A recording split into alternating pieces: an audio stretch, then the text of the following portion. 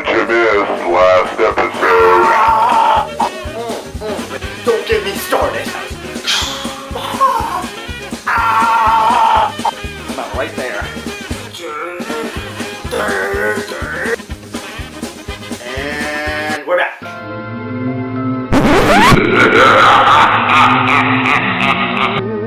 Episode 10, Part 2 on. The film is this. Dude's got a family, yada yada yada. He has enough money where he's going to.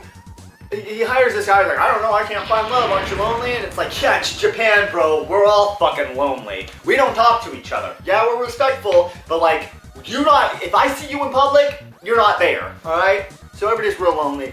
Japan's a really sad place, apparently. So, he's like, hey, you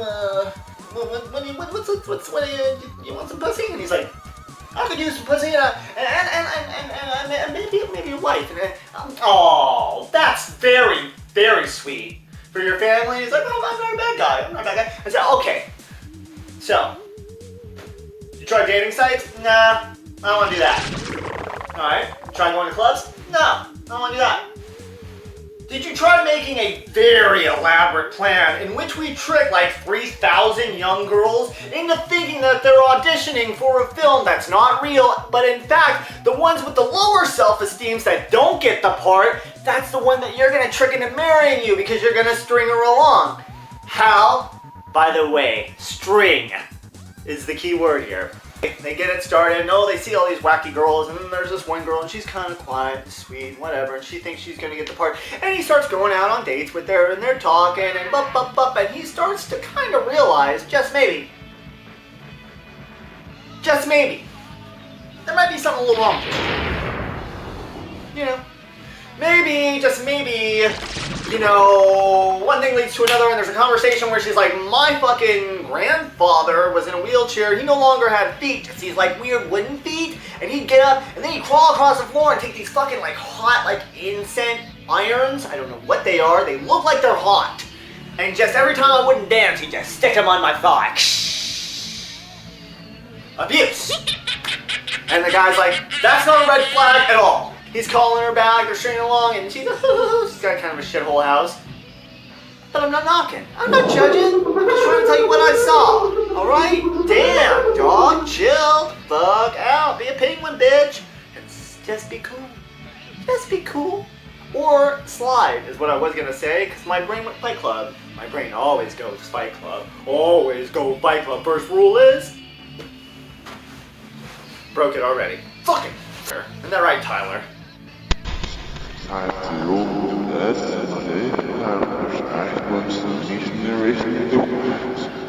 Gets the phone call, bling bling, and she's like, hello, and he's like, hello, and he's like, hey, what you doing, blah blah blah, and she's like, oh, I'm just excited about the movie, and he's like, oh, I'm excited about a lot of things too, about the movie especially, bing bing bing bing bing bing bing bing bing bing bing bing. He's not doing that, but in my head, that's what I'm seeing. Everybody's always masturbating over the phone. Does anybody else ever feel that way? Or actually, does anybody else always answer the phone while masturbating? I guess that's the better question. This guy. I'm doing it right now. I'm not making eye contact with you. What if I am? What if I am right now?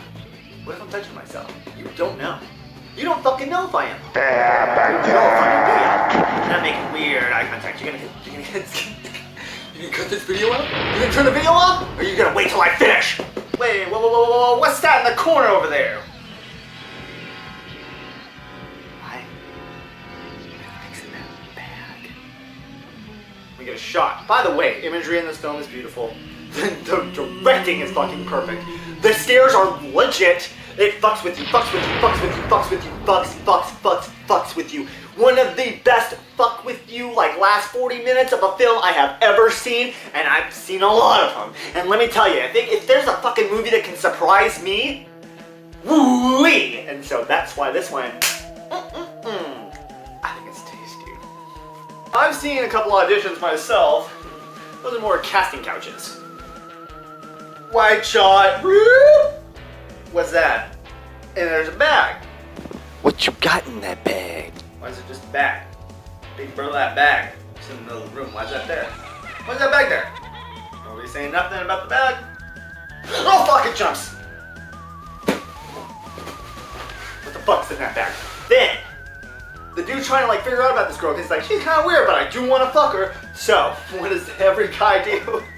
He stalks her and finds out where she used to live, goes to where she's like, used to live, and then like the neighbor's like, yeah, there's a murder in there, and there's a dead body, and then like the dude's tongue was gone, like his feet were gone, blah blah blah. What's happening in this film is it starts to become, the guy, the businessman who's doing this, is getting a guilty conscience, and it's starting to play with him, and like it's starting to like make him see shit, kind of. So at this point, spoilers, at this point in the film, you actually kind of are like, is she that crazy or is it all hearsay? And his guilty conscience, because he is such a piece of shit and deserves everything he gets in this film, it's starting to take hold.